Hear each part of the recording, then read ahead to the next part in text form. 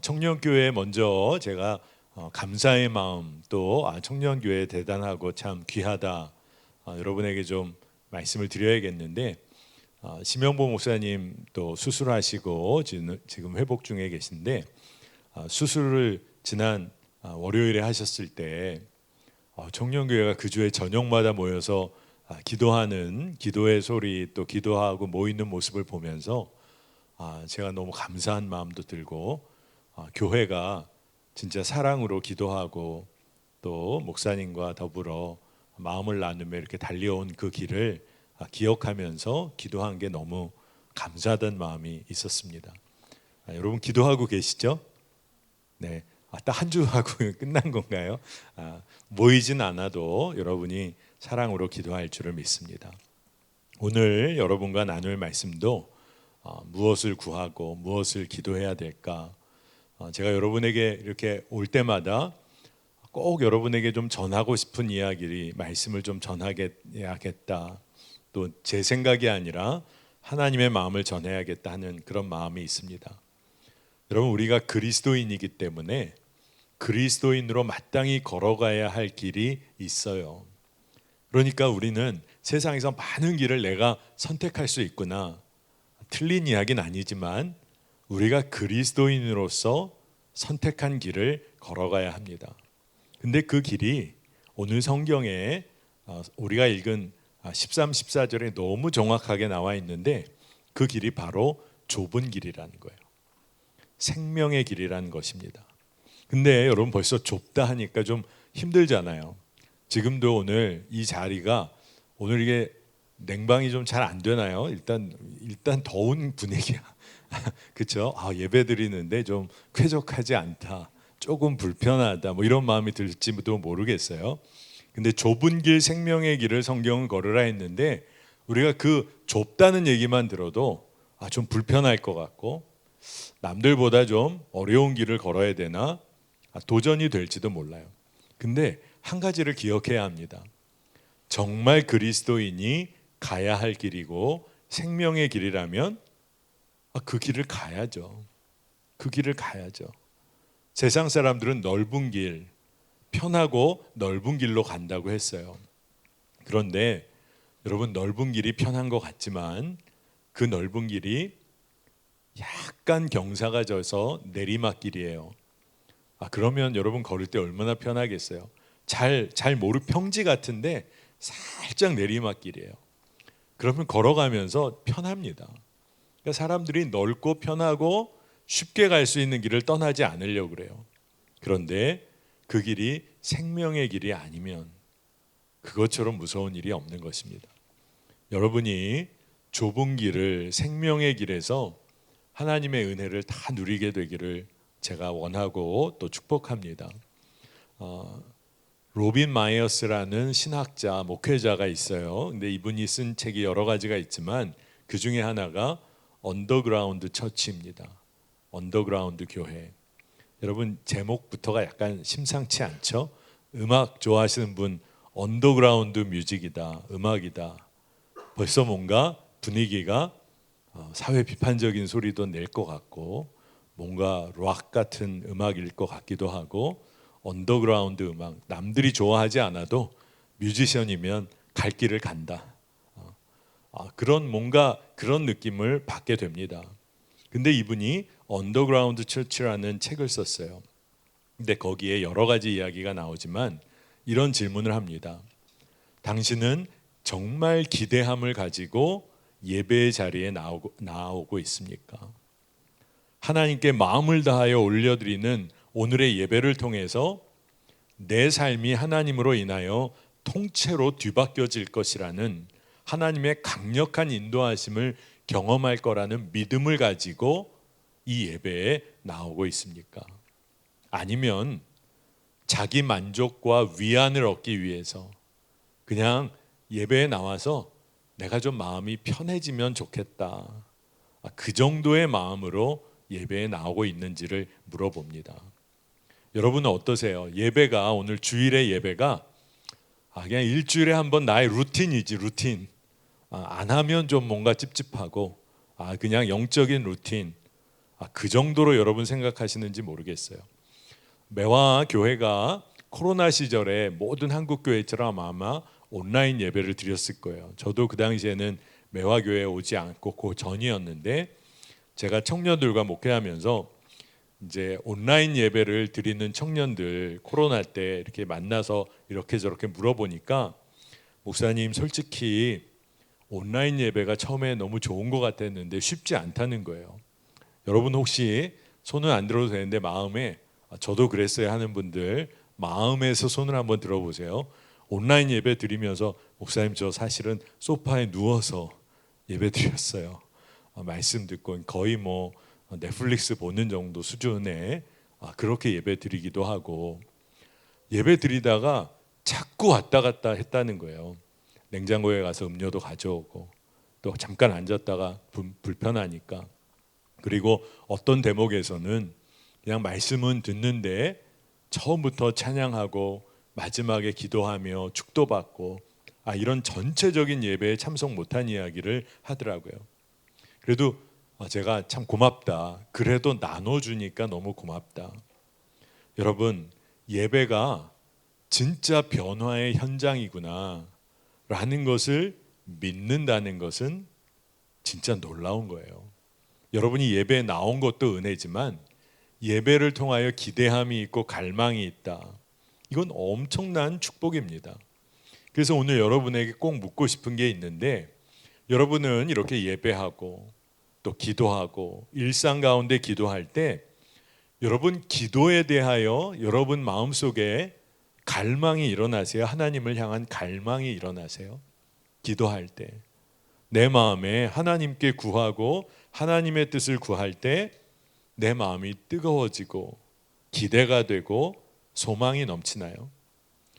여러분 기도할 때 나의 기도를 통해서 하나님이 일하실 것이다. 내가 기도하니까 하나님은 나의 기도를 통하여 하나님의 나라와 의를 이루어 가실 것이다. 여러분 정말 이 믿음으로 여러분 기도하십니까? 아니면 내 삶의 영역에만 갇혀서 기도를 하고 있나요?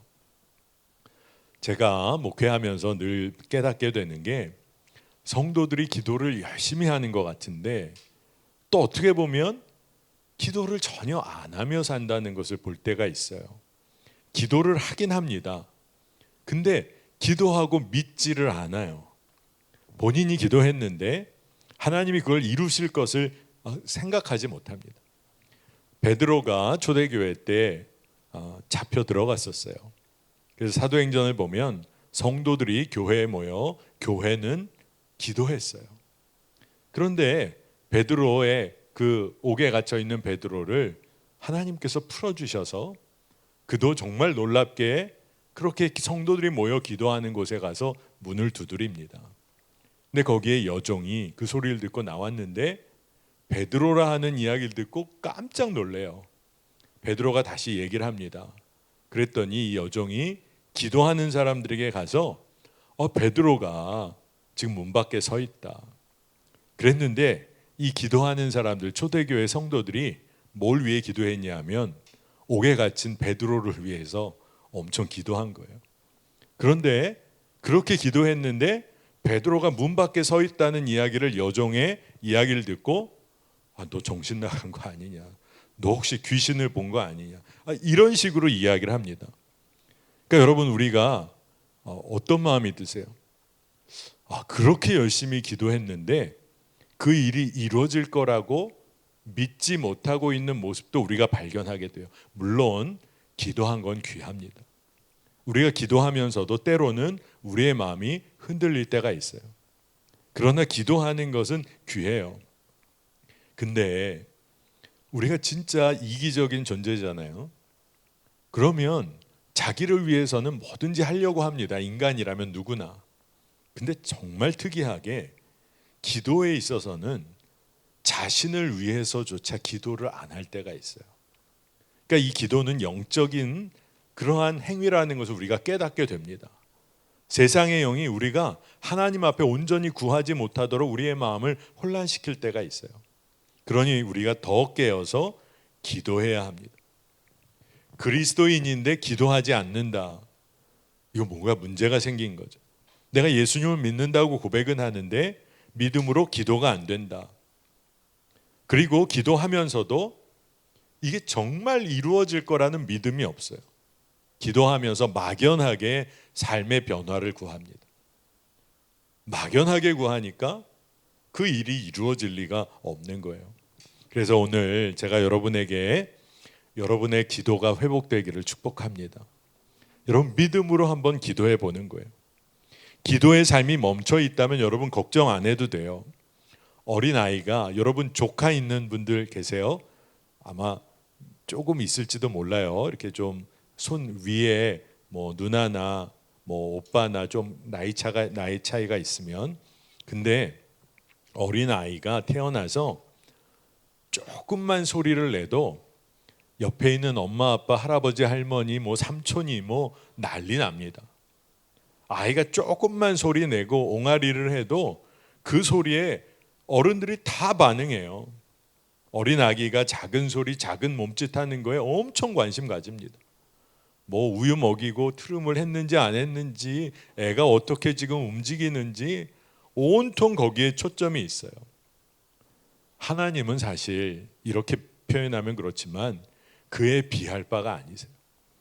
여러분의 작은 몸짓, 여러분의 작은 신음, 여러분의 작은 소리, 여러분의 마음의 변화, 모든 거에 관심하세요. 그러니 기도가 멈춰 있을 때 기도를 시작하는 거 어려운 일이 아니에요. 그냥 여러분의 마음을 하나님께 그저 토로하듯이 털어놓으면 되는 거예요. 그러면 여러분의 기도를 하나님이 이끄세요. 왜냐하면 하나님은 우리에게 구하라, 찾으라, 두드리라 너무 분명하게 우리에게 말씀해 주셨어요. 마태복음 7장 7절에서 8절을 보겠습니다.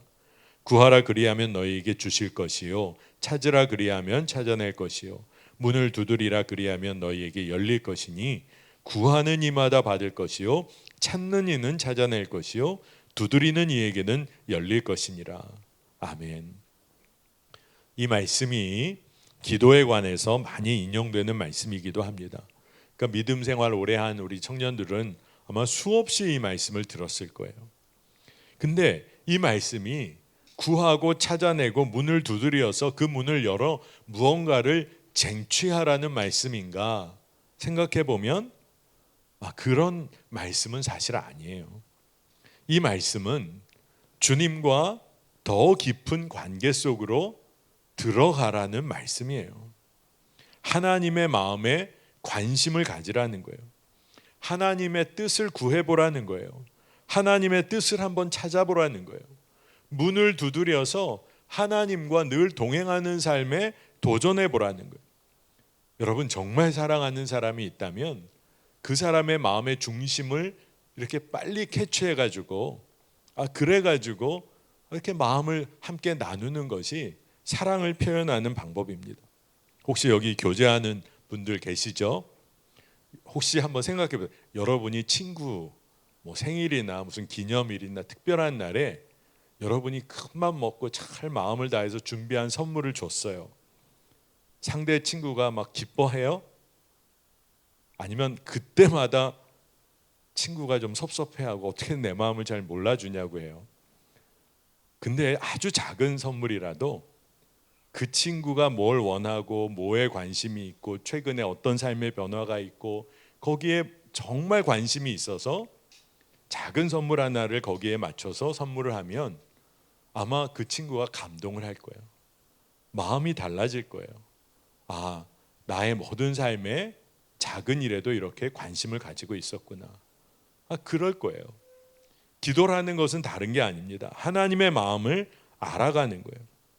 그러면 하나님께서 우리에게 하나님의 마음을 알려주시면서 하나님의 선하신 뜻으로 우리를 이끌어 가세요. 우리의 삶을 하나님의 선한 것으로 채우시기를 원하십니다.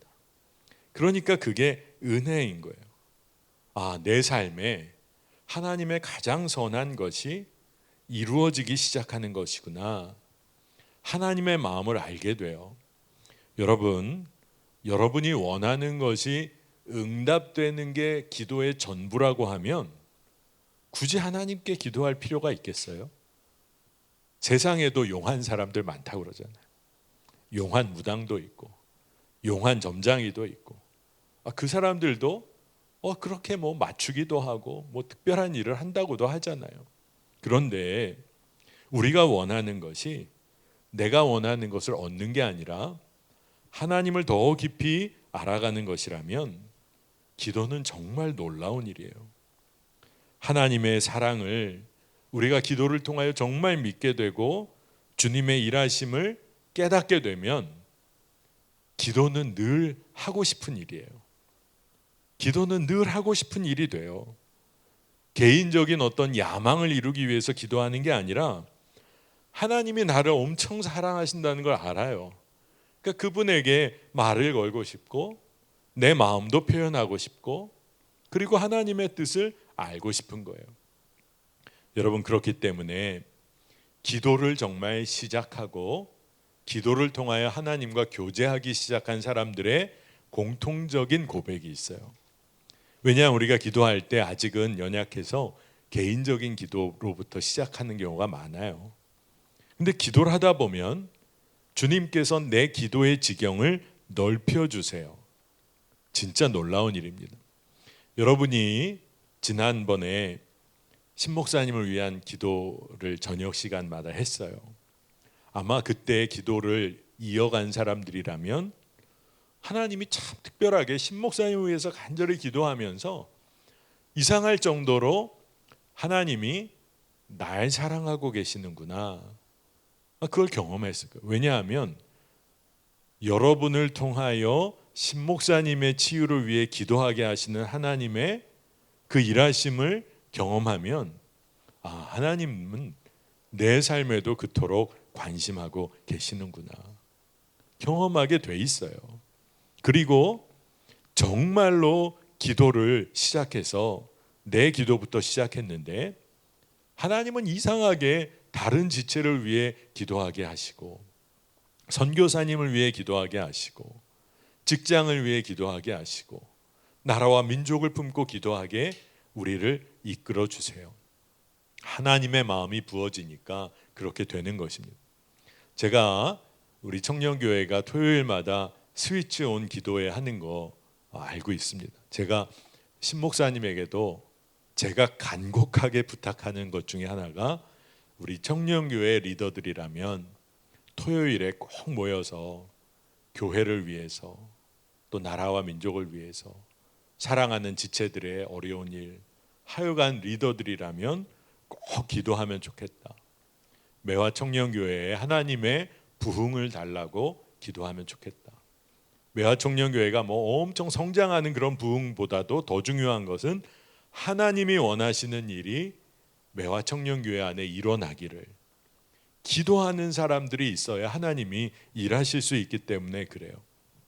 여러분, 그러니 하나님을 신뢰함으로 한번 기도의 삶에 도전해 보세요. 도전이란 말이 조금 어색해요. 왜냐하면 그리스도인은 기도하는 사람들이기 때문에 기도해 보는 겁니다. 우리는 때로 구하지 않아도 될 것을 엄청 구할 때가 있어요. 아마 청년들에게는 제가 여러 차례 얘기했습니다. 하나님은 말씀하셨어요. 무엇을 먹을까 입을까 거기에 대해 걱정하지 마라. 그거에 대해 구하지 않아도 돼. 그거 염려하지 마. 그거에 대해 구한다면 한두 번의 기도로 좋게요. 그리고 나서 기도할 것은 하나님의 나라와 의를 위해서요. 우리 청년들 뭐 공무원 시험, 뭐 취업 준비, 뭐 시험 많이 보죠. 시험에 좋은 결과 얻게 해달라. 기도하는 거 기도해야 돼요. 근데 매일매일 그 기도만 할 필요는 없어요. 하나님이 거기에 대해 다 알고 계세요. 얼마나 간절한지. 그러면 여러분 믿음을 한번 사용해 보세요. 하나님, 제가 그 시험에 합격하여 그 자리에 이르게 될 때 하나님의 사람답게 일하게 해주세요. 하나님이 그 일을 허락해 주신다면 제가 그 일을 감당할 지혜를 주세요. 여러분, 여러분의 결혼을 위해 기도하고 계십니까? 기도하세요. 결혼 위해 기도하세요. 근데 기도의 방향이 하나님 정말 좋은 믿음의 배우자 만나게 해주세요. 귀한 기도 같은데 기도를 조금 바꾸세요. 하나님, 제가 좋은 믿음의 배우자로 기도하며 성장하게 해주세요. 그러면 기도의 방향이 달라집니다. 여러분, 평생 무엇인가를 소유하기 위해서, 얻기 위해서 기도하는 사람이 있다면 얼마나 그 기도 생활이 건조할까요? 그런데 하나님과 교제하고 하나님을 알아가고 하나님이 날 얼마나 사랑하시는지를 기도하며 매일매일 경험하는 사람은 기도의 기쁨이 다를 거예요. 많은 경우에 우리는 간절히 기도한다고 하면서도 하나님을 의심하기도 해요.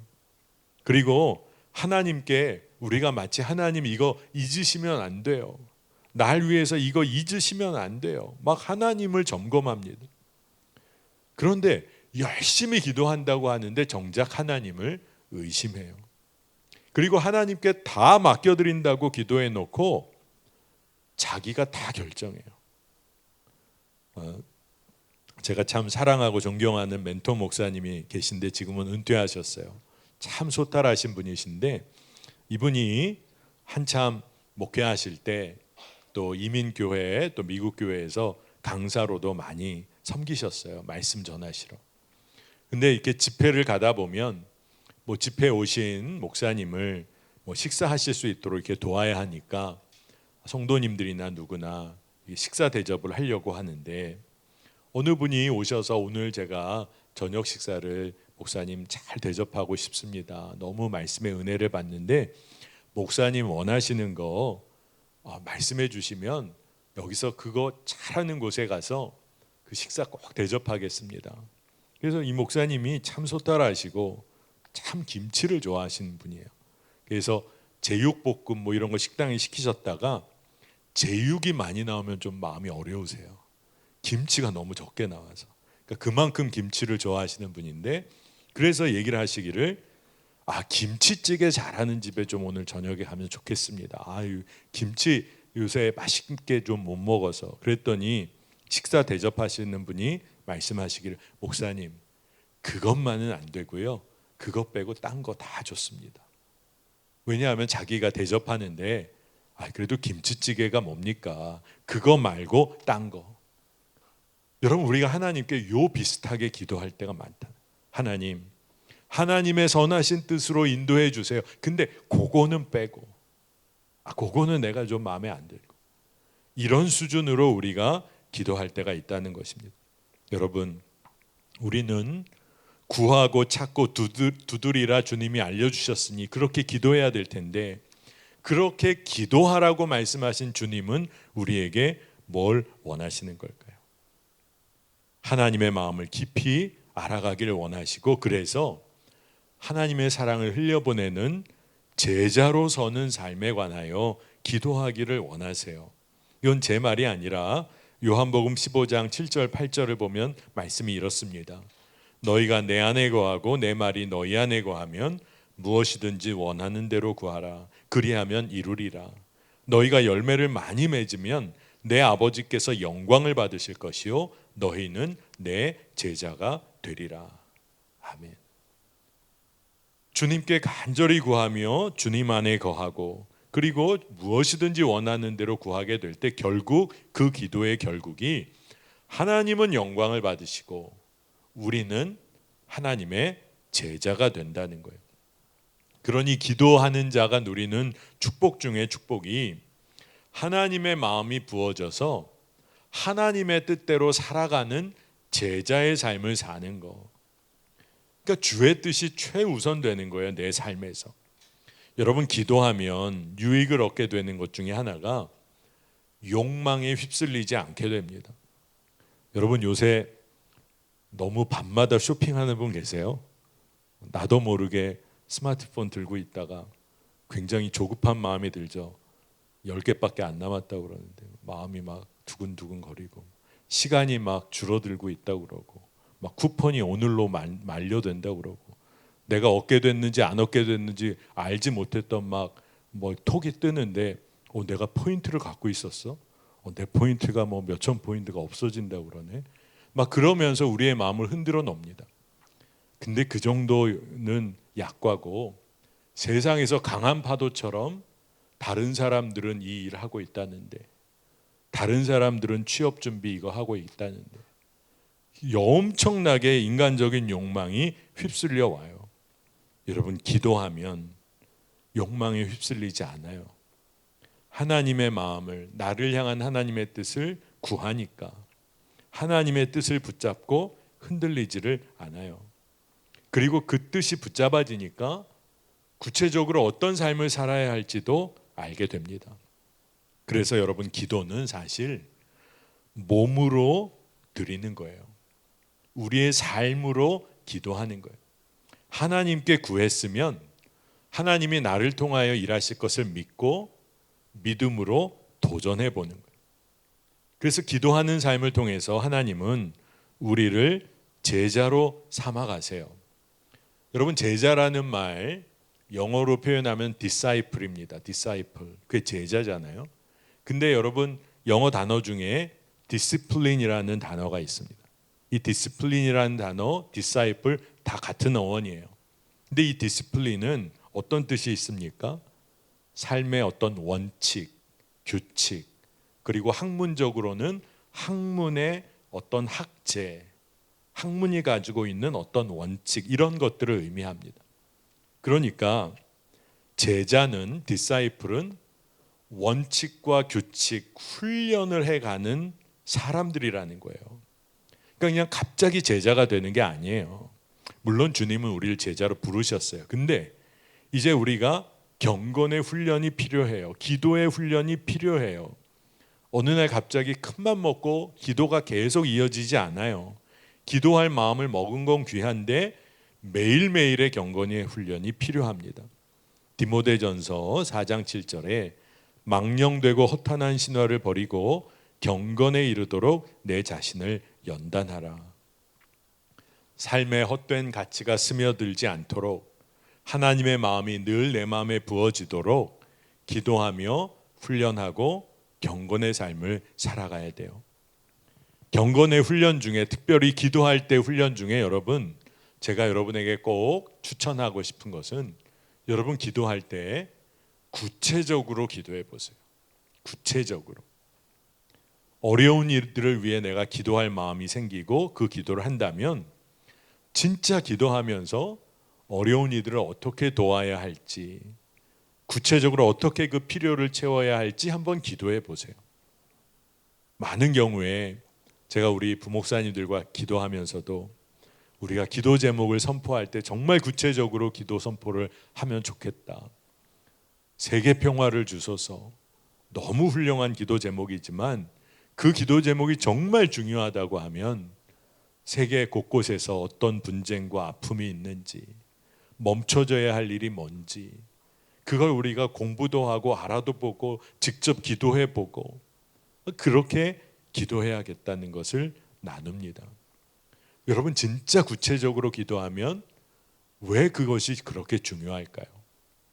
여러분, 기도한 사람은 하나님이 일하신다는 것을 구체적으로 알게 돼요. 여러분, 진짜 그래요. 기도한 사람은 달라집니다. 여러분이 교회 학교 교사를 한다면 여러분이 맡은 아이들을 위해 진짜 매일매일 기도하잖아요. 주일날 그 아이 만나는 게 기대가 돼요. 아이가 한 주 동안 어떻게 살고 어떤 변화가 있었을까? 왜냐하면 하나님께 계속 올려드리며 구체적으로 기도했으니까. 아이의 삶에 무슨 일이 벌어졌는지 관심이 가요. 그리고 아이가 작은 변화만 있어도 하나님이 일하셨다는 간증이 생겨요.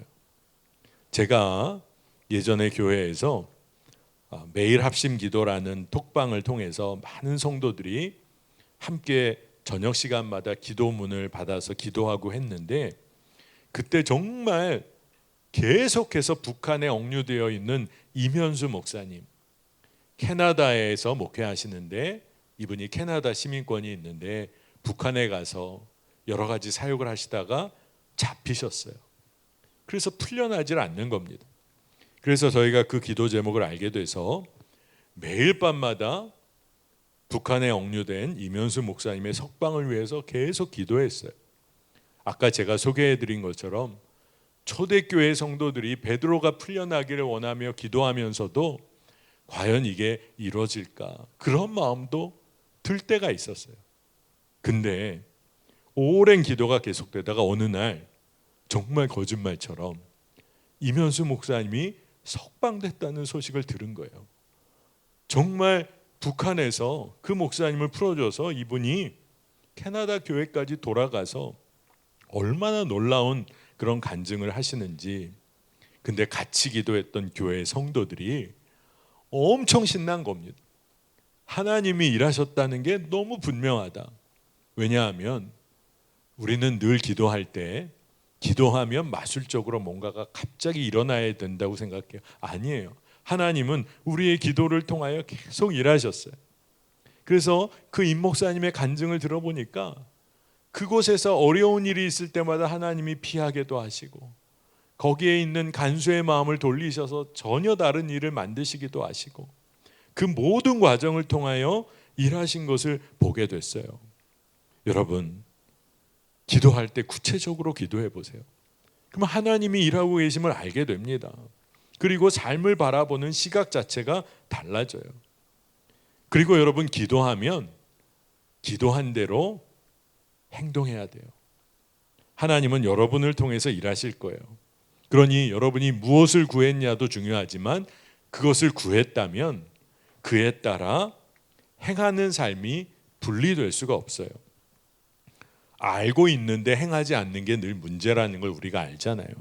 청년의 시기에 여러분 한번 그런 거 도전해 보신 분 계세요? 나도 내일부터 미라클 모닝이다. 막 영상 보고 하면서 나 5시 뭐 일어나서 아침에 여유 있게 뭐 씻고 묵상도 하고 뭐 차도 한 잔 우아하게 마시고 그리고 출근해야지. 어때요? 현실은 말 안 하겠어요. 네, 뭐 엄청나게 그냥 어떻게 이렇게 쏜살같이 나갈 수 있을까? 정말 그것도 하나님의 은혜죠. 그런데 여러분, 우리가 건강하기를 기도하면 운동도 하고 좋은 음식도 먹고 삶의 습관을 바꿔야 되는 거죠. 건강을 위해 기도했다면, 취업과 또 여러 가지 미래를 위하여 기도했다면 그 일이 하나님의 뜻을 드러내는 일이 되기 위하여 성실하게 준비도 해야겠죠. 우리의 삶은 기도했다면 그에 걸맞는 실천을 동반해야 돼요.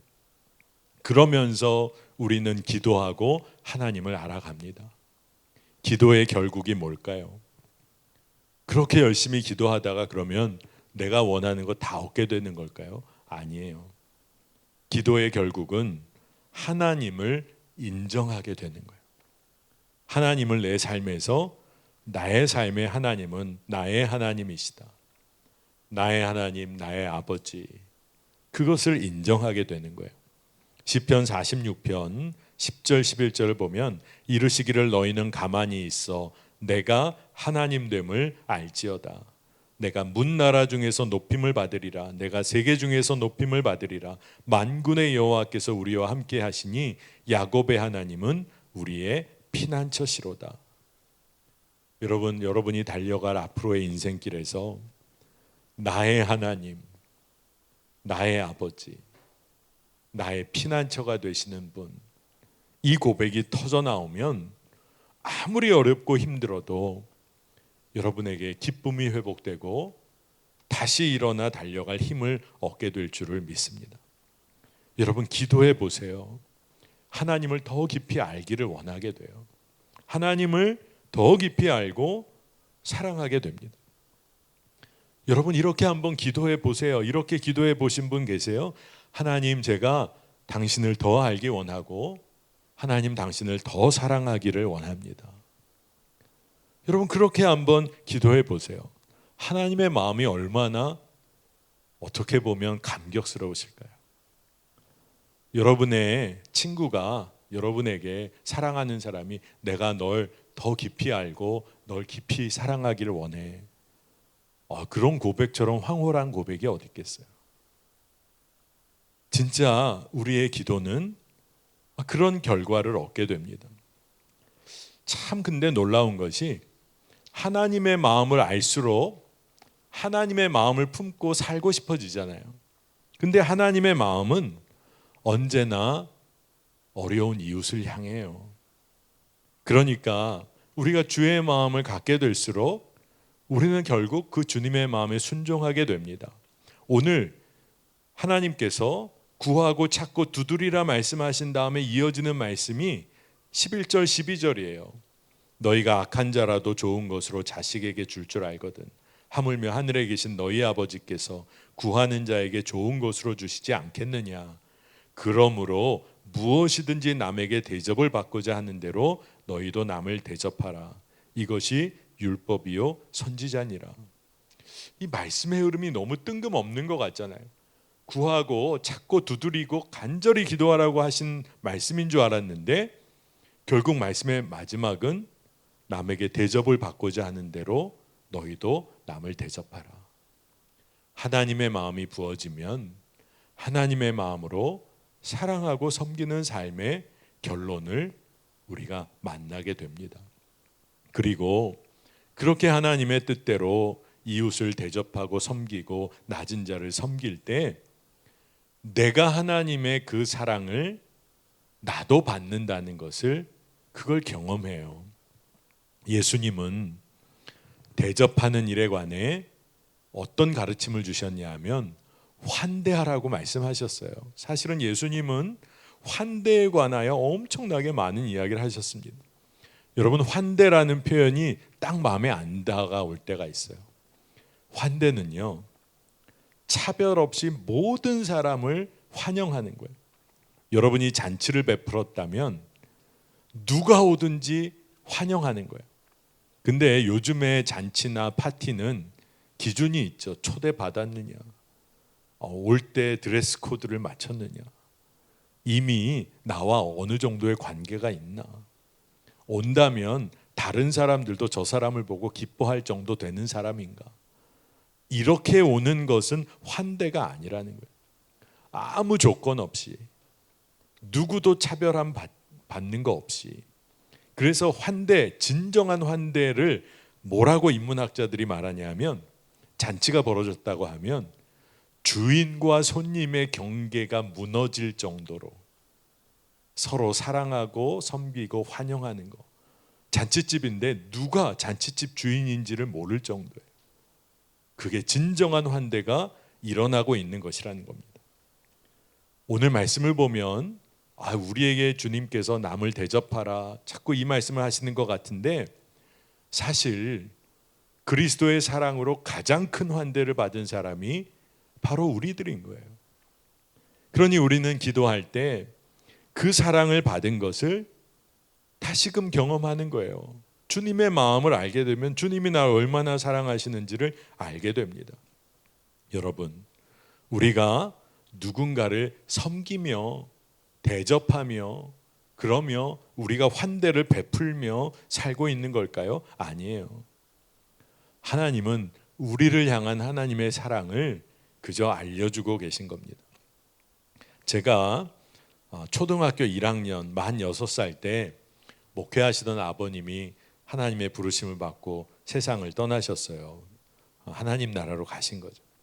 근데 어렸을 때 그런 게 뭔지를 잘 몰랐죠. 근데 제가 커서 결혼하고 또 목회하다가 미국에 유학 가고 또 UMC에서 안수받고 뭐 이런 과정을 겪으면서 미국에서 저희 아이가 태어났습니다. 그래서 뭐 기숙사 아파트에서 공부하고 또 목회하고 뭐 이런 시간을 보냈는데, 어느 날 제가 좀 학교나 교회 시간이 좀 나서 그때 제 기억으로는 기숙사 아파트에서 아이랑 엄청 재밌게 놀았던 것 같아요. 근데 제가 이렇게 기억하는 걸 보면 제가 더 재밌게 놀았을 수도 있어요. 막 제가 뭐 그랬는데, 그러다가 그때 순간 제가 깨달은 게 이렇게 나이를 갑자기 생각해 봤더니 저희 아이가 만 6살인 거예요. 근데 제가 아까 뭐라고 그랬죠? 제가 만 6살 때 저희 아버지가 간암으로 목회하시다가 돌아가셨거든요. 그래서 그때 순간 뭐 노는 것을 멈춘 건 아니지만 유심히 이렇게 바라봤어요. 그랬더니 너무 어린 거야. 6살이. 6살. 나는 초등학교 1학년 새는 나이로 8살. 근데 그래도 난 뭐 학교도 다니고 뭐 유치원도 이제는 유치부도 안 가고 이제는 초등학생. 근데 지금 보니까 그때 보니까 너무 어린 거예요. 그래서 그때 제가 상처를 받고 하나님께 어떻게 이렇게 어린 나이에 아버지를 데려가셨어요? 막 이런 원망의 마음이 든 게 아니라 참 신기하게 아이랑 너무 기쁘고 행복하게 그 시간을 보내면서 아, 아빠가 그때 나와 이런 시간을 보내셨구나. 그게 너무 분명하게 믿어지는 거예요. 그러면서 하나님 아버지가 날 얼마나 사랑하시고 우리 가족들 함께하는 성도들을 얼마나 사랑하시는지가 믿어졌어요. 그냥 믿어졌어요. 그러면서 제 마음에 어린 시절에 왜 이렇게 빨리 아버지를 데려가셨지? 이런 질문이 더 이상 필요가 없었어요. 하나님이 너무나 깊이 사랑하시며 기뻐하시는구나. 여러분, 우리가 무엇을 구하며 살아야 될까요? 무엇을 위해 살아가야 할까요? 평생 성공하기 위해서 달려가는 거, 그거 얼마나 무서운 일일까요? 평생 자기만을 위해서 달려가는 인생 아니에요. 하나님의 계획은 하나님의 사랑을 깊이 누리며 마음껏 사랑하고 섬기며 살라고 우리를 부르셨어요. 사도 바울이 말하는데 갈라디아서 5장 13절 14절입니다. 형제들아 너희가 자유를 위하여 부르심을 입었으나 그러나 그 자유로 육체의 기회를 삼지 말고 오직 사랑으로 서로 종노릇하라. 온 율법은 내 이웃을 사랑하기를 내 자신같이 하라 하신 한 말씀에서 이루어졌나니. 아멘. 여러분, 이제 우리가 가야 할 길은 분명해요. 이제는 더 이상 세상에 묶여 죄에 묶여 살지 않고 주님의 뜻을 구하며 주의 뜻대로 살기를 우리가 기도해야 되는 거예요. 그러면 주의 사랑이 우리 안에 부어진 것이 믿어지고 누려지고, 그리고 이제는 하나님의 사랑으로 충분해서 마음껏 섬기고 그리고 사랑하며 살아요. 여러분, 요즘에 세상에 뭐 돈이나 물질이나 명예를 가지고 뭔가 하는 것처럼 살고 싶은 게 청년들의 마음에 틈타오는 거예요. 뭐 플렉스라고 그러더라고요. 그렇죠? 그러나 여러분, 하나님의 사랑으로 한번 마음껏 섬겨보세요. 하나님의 사랑으로 마음껏 베풀어 보세요. 얼마나 멋진 인생입니까?